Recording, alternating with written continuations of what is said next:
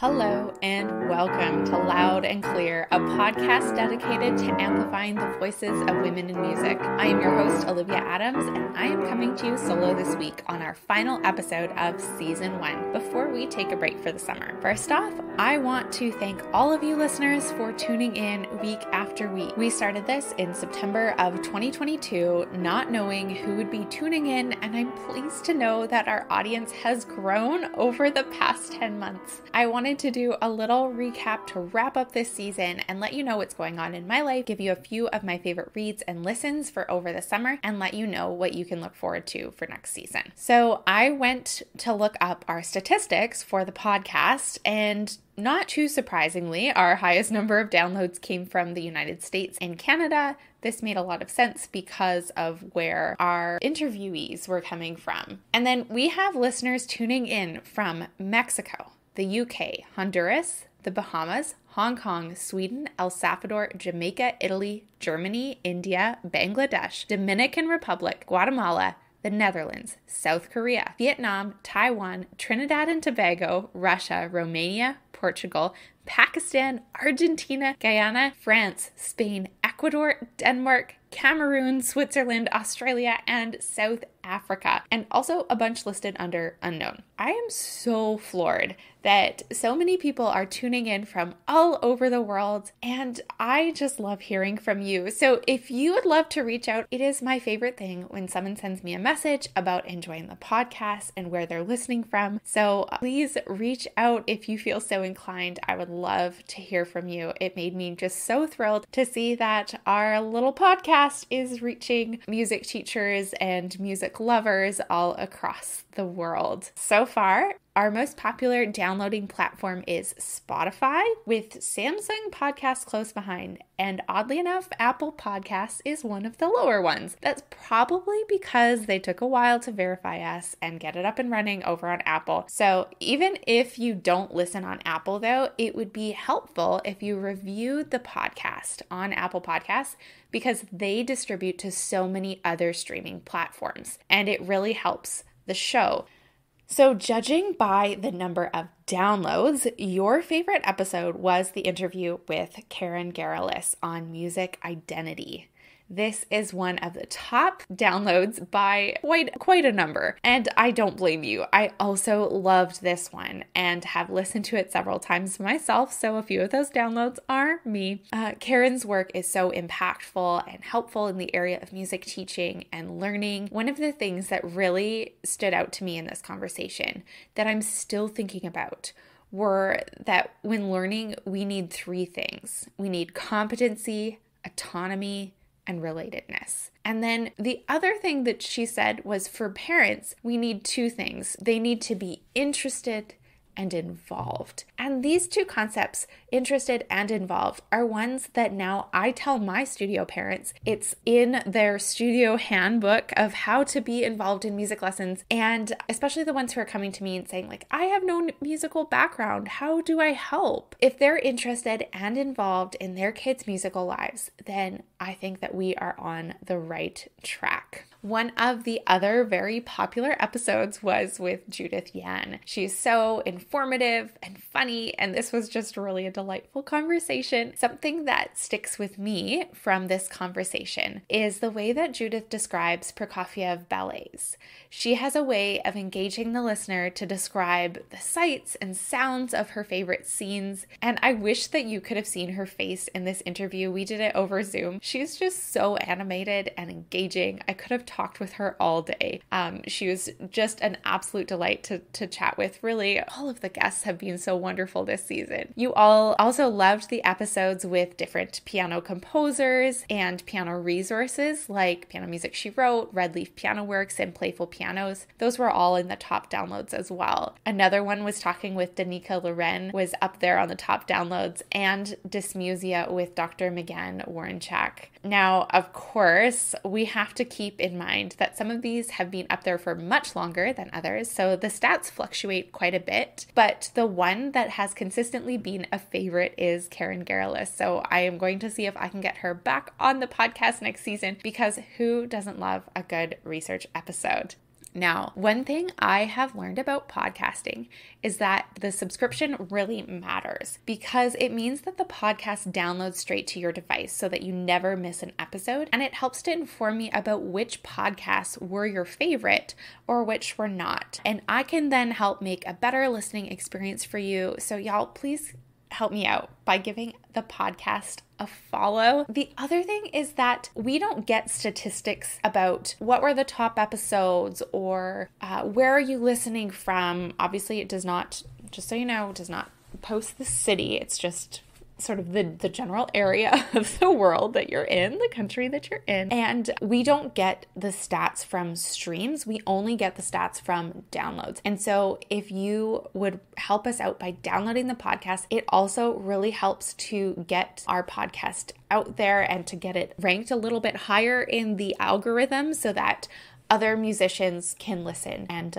enjoy the experience. So like I said before, I love to hear from listeners. So if you are a listener and you want to hear a certain voice on the podcast, let me know. I want to hear from you and have new and interesting guests that you're excited about coming on. I've received some messages on Instagram about other guests you want on the podcast, so I'm looking into booking them during this upcoming season. So if you have a guest you really want to hear, let me know. I have loved curating this season of the podcast with help from the Saskatoon Symphony Orchestra, specifically Mark Turner, who connects me with current artists working with the symphony, and Yash Kathrosha, who helps to keep the media managed on Concert Stream. And thank you to my friend Terry Michelargius, who has stepped in a couple of times to handle editing a few episodes when my plate was just too full. It has been a dream having people support the podcast and get to interview some of my favorite researchers and conductors and musicians. I have loved creating a diverse listening experience for all of you this past year, and it has been just an absolute pleasure to be able to connect with all of the musicians that I've gotten to connect to. So as I mentioned at the top, we're going to be taking a bit of a break on the podcast this summer for a few reasons. One is that I need some creative time and space to rethink how I want the podcast to grow and how I want to run the next season. It takes a lot of time to interview, to prep for the interview, to reach out to guests, to prep the episodes, and not to mention once we've recorded that episode, taking all the time to edit and create the show notes each week. It really adds up. So some time to just get away and get ahead and think about what I want the podcast to look like is really necessary for me this summer. Just like Ashley Daniel reminded us in last week's episode, you cannot run at full capacity 100% of the time. I also think back to the wisdom of Dr. Amelia Nagoski and what she shared about burnout in episodes 36 and 37 and ways that we can start to take care of ourselves and take care of each other in community is one of the ways that we can prevent burnout. And so that is what I'm hoping to do this summer. So the other reason I'm taking a break is because I am in the midst of my PhD studies. In particular, I'm in this phase of research and studying for examinations that will happen later on. So it's a bit of an intense summer for me as I gear up for what's coming. So I need a bit of time to study and rest and be a human. And it's been an incredibly exciting last 10 months of my PhD, doing all my coursework, getting to go to conferences, and it's also been quite exhausting. So breaks are good, they're necessary, and I am enjoying all of the intensive study on really interesting topics. And also it's requiring a lot of my mental energy at this point. So I'm going to cut back from other things on my plate this summer so that I can make space for that. And then the third reason is one that is fun and is exciting, and that is I am heading to do some workshops in Alberta and Saskatchewan this summer. I am so pumped that the Canadian Federated Music Teachers Conference is back in person, and we're in Edmonton, Alberta this year, and I get to present a workshop on one-hand piano music at the conference. Also, many of my amazing colleagues will be there presenting their research, like Karen Garalis, Saideh Rajabzadeh, and the folks at Red Leaf Piano Works, and so many more. So I'm excited to see my colleagues whom I have not seen in a very long time, and also soak up some new research and workshops and get some new ideas to to inspire my teaching for this upcoming year. And then just a few short days after that, I'm going to Bigger, Saskatchewan. Yes, it's a real place. Their slogan is New York is big, but this is bigger. Okay. And I am taking part in the Summer Sizzle event through the Canadian National Conservatory of Music. I know that several of my former podcast guests are going to be at that event, including my publisher, Deborah Wanless. So I'm so pumped to be there. I'm presenting a workshop on teaching contemporary music to young students. And this one is a super interactive one, which I've not had the chance to do much of these types of workshops since COVID. So I'm really excited to be running that workshop. I'm doing a talk on my book, Loud and Clear. Side note, you probably know this already, but I wrote a book called Loud and Clear, a guide to leveled piano music by women composers in the 20th and 21st centuries. It is where this podcast got its name, and it is a teaching resource for piano teachers, essentially a catalog of works by women, and we have them divided by levels of difficulty so that you can find what works for your students. It has awesome graphics, composer bios, fun facts, a timeline of key events, and so much more. We are just running another print run of it with a couple of minor edits and updates, and we are working on getting it out to you in a digital format because we hear you. You all want digital copies. So copies are for sale on my website, oamusicstudios.ca, or my Canadian publisher, deborahwanlessmusic.com, or our international publisher, 80 Days Music. We are working on some other projects surrounding the Loud and Clear book over the next year, so stay tuned for more updates on that. Okay, so back to Summer Sizzle. I am also doing a program of piano music by Indigenous women, so I'm performing some music by Barbara Asiganak, Karen Sunabeka, and Beverly McIver. It's going to be my first completely solo live recital in 3.5 years. I've had the privilege of doing lots of chamber and choir and collaborative work over the last year since the pandemic has started to die down, and now I'm excited to share some solo music. And then I'm also doing a workshop on the data behind piano music by women, and this is where I get to be really nerdy and share some of my new research and stats, which I am hoping to share on the podcast later next year. So that is also exciting. So all those workshops mean that I am not going to be recording and editing interviews as much in the month of July because I am at conferences and working on research. And of course, if you are at those conferences and you listen to the podcast, please come and say hi. I would love to meet with you and chat and hear about all the things that are going on in your life. The other day, I had someone who I hadn't met before say that they heard me through the podcast and recognized my voice, and that made me just so thrilled. Okay, so that is a bit of a state of the union for the podcast, but remember, you can still go back and listen to your favorite episodes or catch up on any that you missed. We have 40 regular season episodes and 2 extras, so summer is a perfect time to catch up on some listening. Okay, so I thought it would be fun to close out this podcast season with something that I have heard other podcasters do, and it's one of my favorite things, and that is they share the top things that they're reading and listening to. So I thought it would be fun, and I would also love to hear what your top things that you are reading and listening to as well. So what am I reading? Okay, I'm never just reading one thing at a time. I am always consuming academic books for school. I'm always reading a fiction book or a novel, usually at nighttime, and then usually I have an audiobook going in Libby as well. I love listening to memoirs because they're often read by the author, and I love hearing their words read by them. There's just something so special about that. So one of my favorite recent listens is Taste: My Life Through Food by Stanley Tucci, and it is a beautifully written memoir. It is read by Stanley Tucci as well, and it is filled with just really excellent stories and good humor, and of course amazing recipes like spaghetti pomodoro, which I have really enjoyed making over the last few weeks. So that is a really great listen. And then I also listened to Shauna Niequist's book, I Guess I Haven't Learned That Yet. And Shauna Niequist is one of my favorite memoir writers. This one is interesting. It's full of beautiful stories and just different approaches to learning and being a beginner again,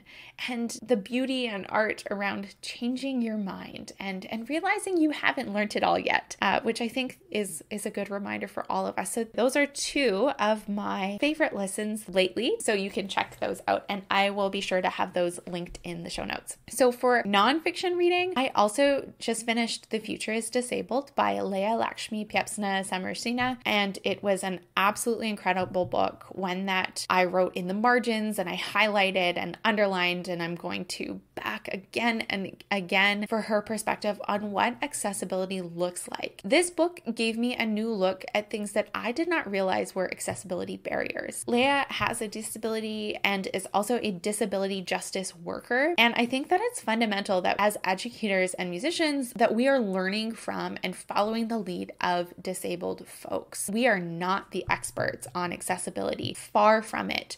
The experts lie with those leading the disability justice movement. And so I have just loved Leah's book, The Future is Disabled. Another one that I read recently for school as well, but also was so interesting, was Just Vibrations by William Cheng. And this is also a disability justice work. And Cheng frames the idea of disability justice as care work and a justice standpoint, just vibrations. And so the justice standpoint of music. And Cheng is one of my favorite academic writers. He writes really convincingly, really provocative arguments and presents an incredible perspective. It was, again, one that I was highlighting and writing in the margins and really marking up. And so those are books that I recommend. Another one that I read on music teaching and learning, and this I got the recommendation from the Field Notes podcast with Ashley Daniel, another favorite podcast of mine, and that is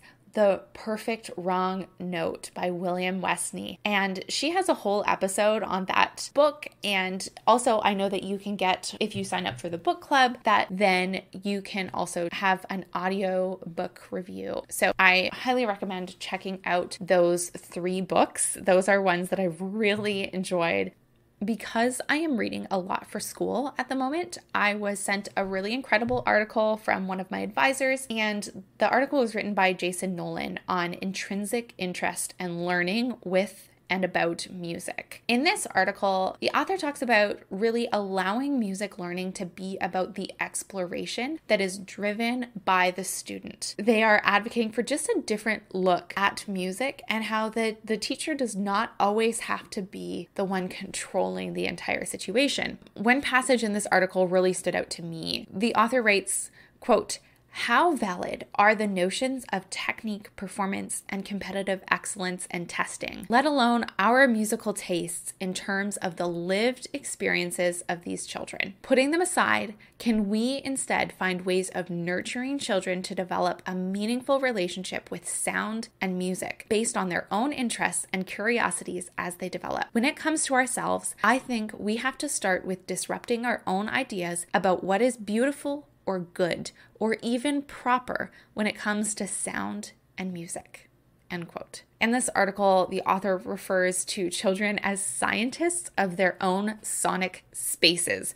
And I loved that alliteration and that terminology. This article had me thinking about how I structure my music lessons and also how we categorize sound. Of course, we're not saying throw off all the boundaries and let the student make all the choices, but I absolutely agree with the idea that we should move with the student's interests and allow for creative exploration within lessons, because as private music instructors, or at least myself as a private music instructor, we have an opportunity in which to tailor each lesson to the individual student. And we can allow them to be scientists of their own sonic spaces. Okay, so what am I listening to? Because I am around Western classical music constantly in my day-to-day life, I often reach for something that is completely different. So I really love indie folk music. So some that I have been listening to lately are Strangers No More by Drew Holcomb and the Neighbors, Johnnyswim's self-titled album, and Mike Edel, and of course,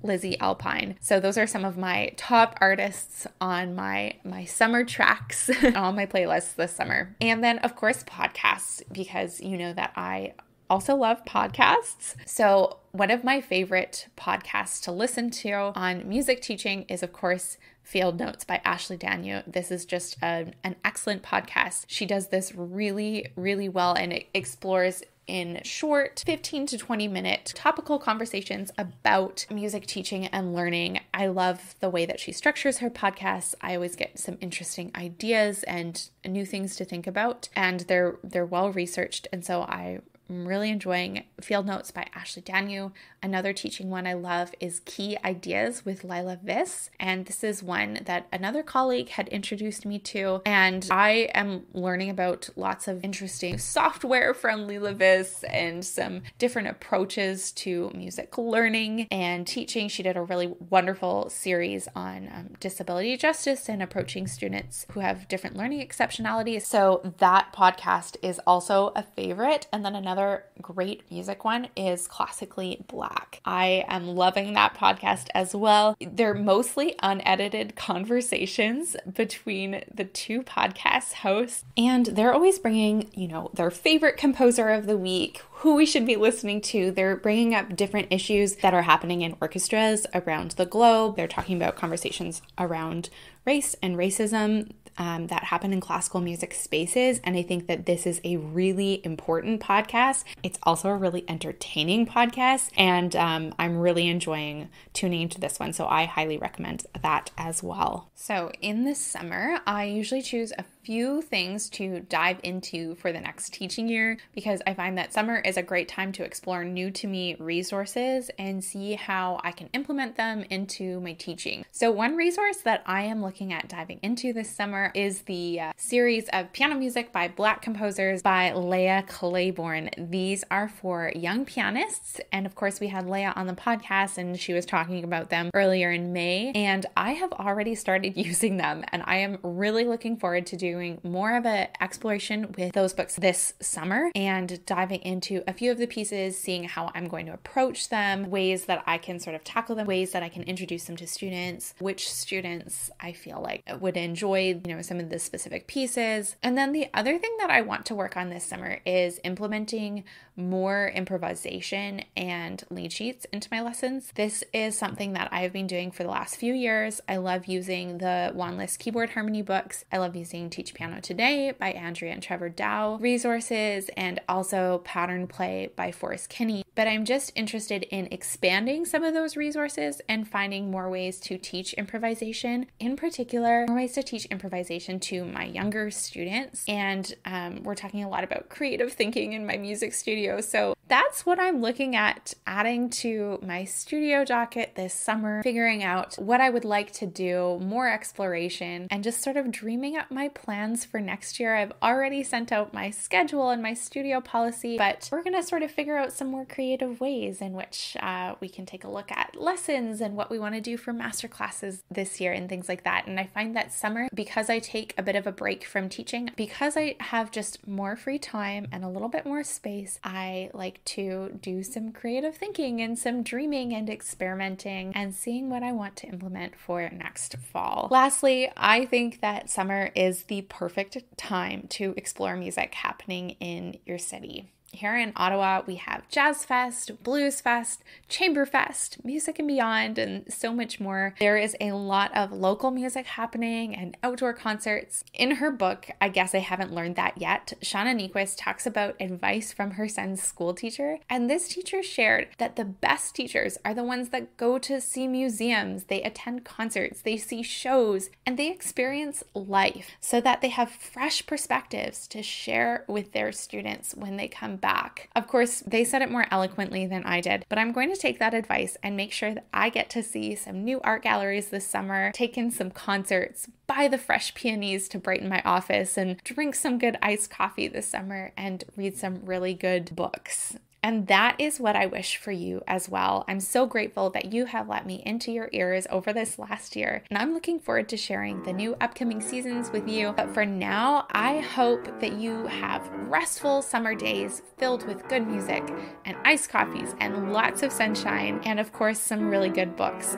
I am your host, Olivia Adams.